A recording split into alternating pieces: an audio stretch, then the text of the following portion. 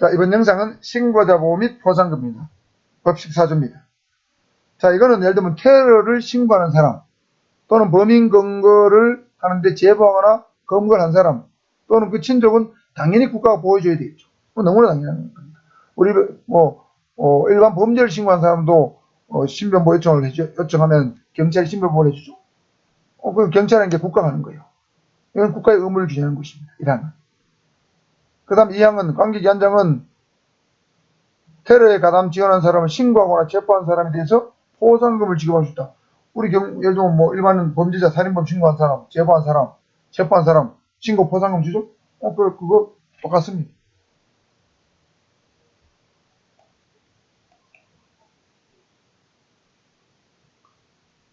자, 포상금을 지급할 수 있다고 얘기했죠. 이건 뭐 너무나 당연한 일이고. 그 다음에 포상금의 지급권자는 누구냐면 관계기관장이 지급하는 거죠. 물론 포상금 심사위원회 심의를 거쳐서 관계기관장이 지급하는 거예요. 자, 그 다음 나머지는 뭐 크게 중요하지 않기 때문에 내용만 적어놨고 나머지는 크게 안 보셔도 되겠습니다. 포상금 심사위원회는 대테러 센터장 소속으로 있습니다. 이건 알아두셔야 됩니다.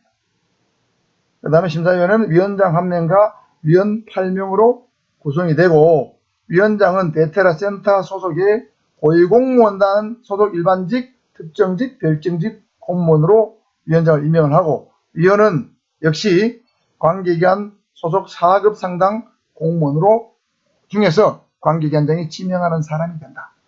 그래서 포상금 심사위원회의 소속과 구성, 이 정도는 알아두시면 좋을 것 같습니다. 자, 나머지는 요거 생략하겠습니다. 별로 필요 없는 얘기고. 포상금 지급 기준인데, 요거는 최고 금액이 1억 원이에요. 1억 원을 범위해서 차등 지급합니다. 일괄 지급하는 게 아니고 균등 지급이고 차등 지급이에요. 왜냐하면 신고 내용은 정확성이나 증거자료 신빙성, 신고자 등이 테러 신고와 관련해서 불법 행위를 했다. 그러면 포상금을 안 줄 수도 있고 적게 줄 수도 있겠죠. 그 다음에 신고자 등이 테러 예방에 기여한 정도, 그 다음에 신고자 등이 관계된 기관 등의 신고나 체포할 의무가 있는지, 만일에 경찰관이 신고를 했다. 경찰관은 당연히 신고 체포할 의무가 있죠. 이런 사람한테는 돈을 줄 수가 없어요. 직무와 관련해 신고했다. 할 수 없잖아요. 돈을 줄 수 없지 않습니까? 그렇죠? 그래서 1억 원을 범위 내에서 이런 것들을 고려해서 차등 지급한다. 신고 보상금 규모는 포상금 규모는 상당히 큰 편이죠. 그 다음에 이 내용도 뭐 크게 중요하지 않기 때문에 넘어가겠습니다. 포상금 신청 절차인데, 포상금은 언제 주느냐? 그 사건이 공소 제기 기소 이후에 공소 보류되거나 관계기관장이 추천한 경우에 신청할 수 있다. 자, 포상금을 주는 조건입니다. 예를 들면 내가 테러를 신고했는데, 테러 위험인물 또는 외국인 테러 전투원 테러를 신고했는데 그 사건이 공소 제기됐다. 그럼 혐의가 인정된 거죠. 기소 이후에 이것도 혐의가 인정된 겁니다. 공소 보류도 혐의가 인정된 거예요. 기소 이후에나 공소 보류는 혐의가 인정되었으나 공소 제기를 하지 않는 것 뿐입니다. 그러니까 쉽게 말하면 요 빨간 글씨 위에 세 개는 다 범죄 혐의가 인정된 겁니다. 범죄 혐의가 인정돼야 포상금 주겠죠. 그 다음에 그 외의 경우는 관계기관장이 포상금을 줄 필요가 있는 사람이라고 추천하는 경우에 신청할 수 있다. 그러니까 엄격히 포상금 신청할 때는 엄격한 어떤 요건을 갖춰야 된다는 거죠. 자, 그거 알아두시고요. 자, 나머지 이 부분은 뭐 크게 중요하지 않기 때문에 생략하겠습니다. 포상금 지급 절차 역시 관계기관장이 포상금 지급 금액을 결정해서 지급을 하겠죠.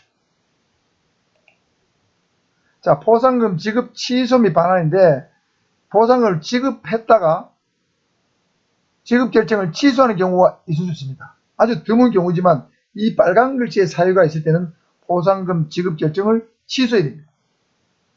물론 포상금 심사위원회 심의결을 거쳐야겠죠. 자, 지급 결정을 취소한 경우는 포상금을 수령하는 수령자가 상당히 문제가 많을 때예요. 수령자가 신고자 등이 아니다. 신고자나 체포자가 아니다. 제보자가 아니다. 엉뚱한 놈이다. 그러면 다시 돈을 거다 드려야 되겠죠. 수령자가 테러 사건에 가담한 놈인데 지가 가담해놓고 공범이면서 지가 돈 받으려고 신고했다. 안 되죠. 그 다음에 포상금 지급을 취소할 사유가 또 발생했다. 주로 1, 2겠죠? 주로 1입니다. 신고자가 아니다. 테러 사건에 가담했다.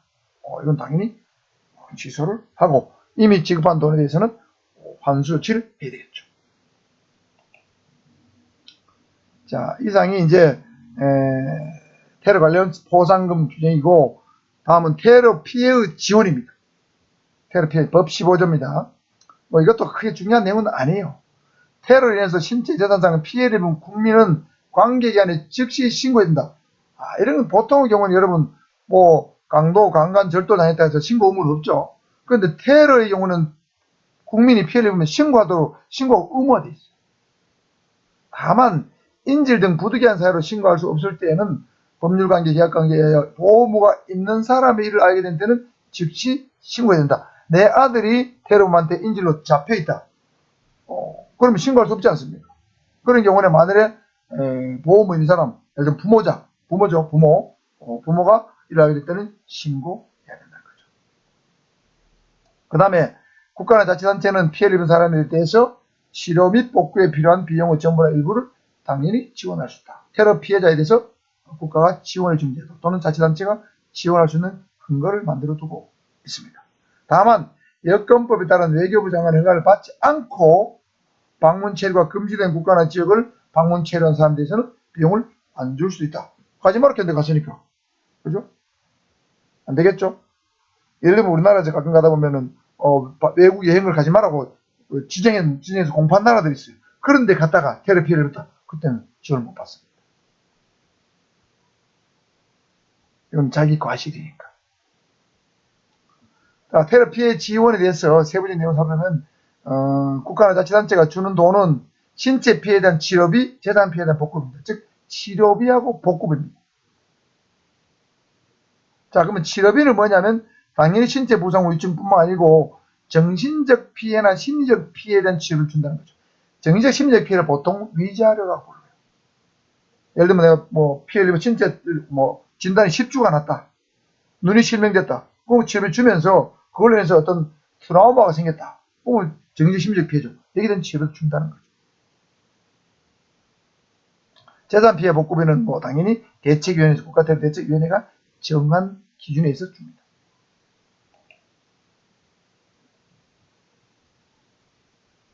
자, 그 다음에 재산 피해 복구비는 일시금으로 지급한다. 대책위원회 의결을 거쳐서 일시금으로 지급한다. 분할로 준다는 거 없다는 얘기죠. 그 다음에 특별위로금을 주는데 요거는 테러로 인해서 피해를 입은 사람의 유족이나 신체상의 장애 및 장기치료를 요하는 피해를 입은 사람에 대해서 피해 정도에 따라서 등급별로 특별위로금을 주는 거예요. 등급별로. 당연하겠죠. 특별위로금을 줄 수 있다. 세월호 같은 경우도 그 유족들한테 특별위로금 같은 걸 지급했지 않습니까? 그런 거랑 비슷하다 보시면 되겠습니다. 크게 중요하지 않고 특별위로금 종류가 나오는데 유족 특별위로금, 장애 특별위로금, 중상의 특별위로금이 있는데 이건 크게 중요하지 않습니다. 이렇게 나눠서 주는구나 하는 정도 마시면 되겠고 이 부분도 별로 중요하지 않습니다. 자, 지급기준 이거 중요하지 않기 때문에 생략하겠습니다. 금액도 생략하고요. 유족의 순위 범위 이것도 크게 중요하지 않습니다. 생략하겠습니다. 이것도 생략하고요. 다 생략했습니다. 지급에 대한 특례 이 부분도 생략했습니다. 그 다음에 피해 지원금과 특별위로금 지급 신청인데 이것도 제가 볼 때는 크게 중요한 건 아니에요. 그래서 이것도 생략을 하겠습니다. 자, 이 부분도 생략하고요. 자, 이것도 생략하겠습니다.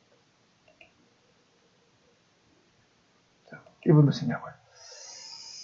그래서 제가 이게 영상을 만들어 놨지만 경호학 시험에 나올 만한 문제는 아니라서 내용은 아니라서 설명은 생략하겠습니다.